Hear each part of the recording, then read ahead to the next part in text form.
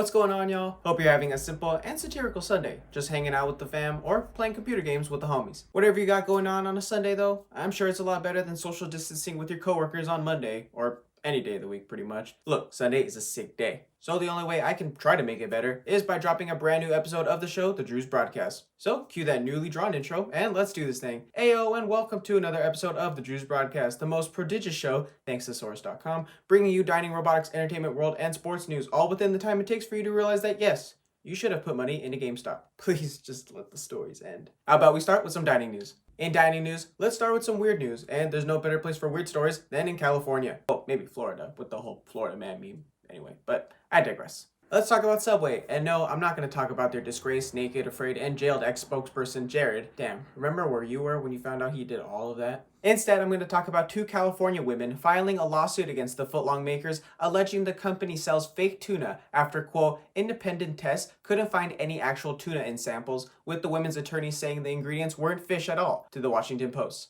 According to ABC7, they write the testing found, quote, a mixture of various concoctions that do not constitute tuna, yet have been blended together by defendants to imitate the appearance of tuna. A Subway spokesperson told the Post that the lawsuit was frivolous and baseless, and said, our tuna is definitely real. So real, in fact, it's even wild-caught. How wild-caught are they?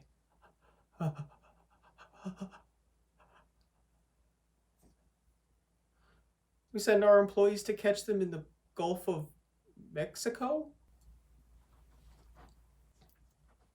Alright, your story checks out for now.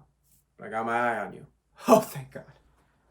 I don't know. I just guessed. And in sad food news, which should never be a thing, but it is, 24/7 Wall Street put out this great article talking about 50 popular restaurants who sadly won't be reopening because of the pandemic. They also have this statistic from the good NRA, the National Restaurant Association, that says about 100,000 plus food service establishments have gone under, and that, quote, almost 3/4 of the operators of those establishments do not plan to reopen another place. There is hope, though, that 2021 is a way better year for restaurants, according to the nation's restaurant news, who also predict people will come flying into restaurants once this pandemic is all over. In robotics and tech news, I found this out through a USA Today opinion article, but y'all know that there was a drone industry?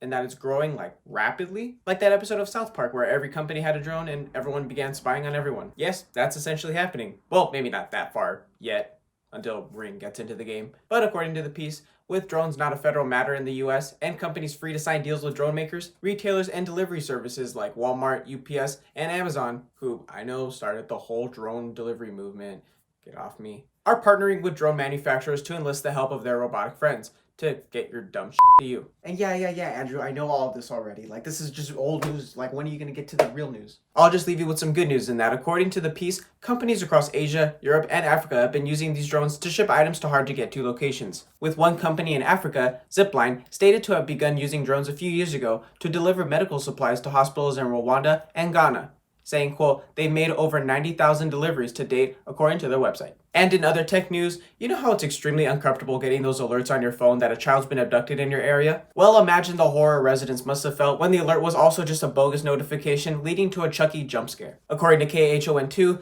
that's what the Texas Department of Public Safety did when they accidentally sent out a test Amber Alert Friday featuring two characters from the Child's Play horror series. Thankfully, no children were taken or possessed because, yeah, it was just a fake text message. In entertainment news, we remember our fallen stars now and again here on DNL, especially the ones that change a generation of lives through a screen. So in this episode, we remember Cicely Tyson, who passed away last Thursday according to her manager Larry Thompson due to unspecified causes. With a stellar career and life under her belt, gaining her a Tony Award, 2 Emmys, a Hollywood Films Award, and a Presidential Medal of Freedom along the way, Tyson is described by former President Barack Obama as, quote, she took pride in knowing that whenever her face was on camera, she would be playing a character who was a human being, flawed but resilient, perfect, not despite, but because of their imperfections. Rest in peace, Ms. Tyson. To cheer us all up, let's talk about how Oklahoma Representative Justin Humphrey introduced a bill that would begin a Bigfoot hunting season, regulated by the state's Wildlife Conservation Commission, of course. Despite you and I, and anyone over the age of 3,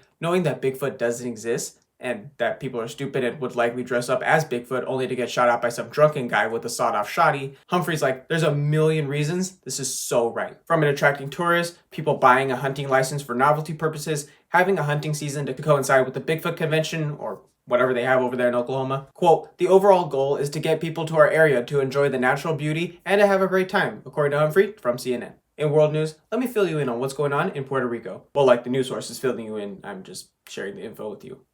Whatever, there's no time to waste. According to MSN and other news outlets, last Sunday, newly sworn in Governor Pedro Pierluisi signed an executive order declaring a state of emergency on the island, reallocating sources to properly deal with gender violence. Yes, I know I butchered the governor's name, but this is a great thing because we hate gender violence and want to stamp it out of the world in 2021. In all seriousness though, gender violence is said to be a huge problem on the island nation, with quote, a total of 60 indirect and direct murders linked to gender violence reported, according to Puerto Rico's Gender Equality Observatory, a figure that represents an increase of 62% from 2019. This executive order is again a massive dub for advocacy groups who've been fighting for anything like this from the government for years now. The order will also create a new committee called PARE, a Spanish acronym for the Prevention, Support, Rescue, and Education of Gender Violence Committee, whose 17 expert members would, quote, work on determining what measures and policies should be taken to address the ongoing crises in the island, according to MSN. Wrapping up with sports news, feels kind of weird not reporting football on a Sunday, but hey, things will be back to normal for the last time next week once the Super Bowl gets played.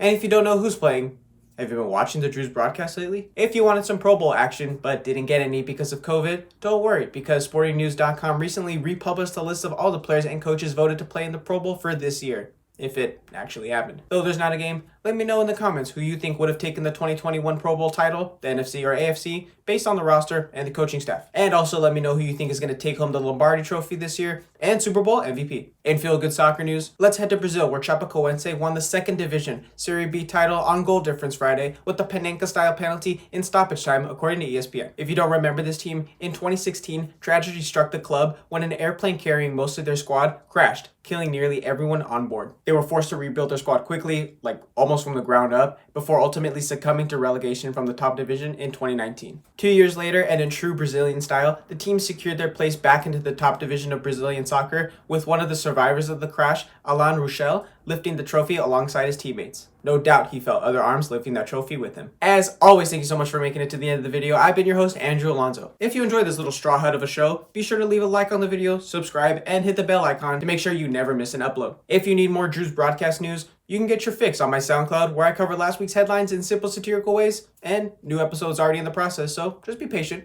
It'll come soon. Also follow me on Twitter at Drew's News Live so you can get notified of when all my weird content goes live and when I tweet out things that amuse or scare me. Links to my socials as well as the stories featured in this video can all be found in the description below. So yeah, go down there.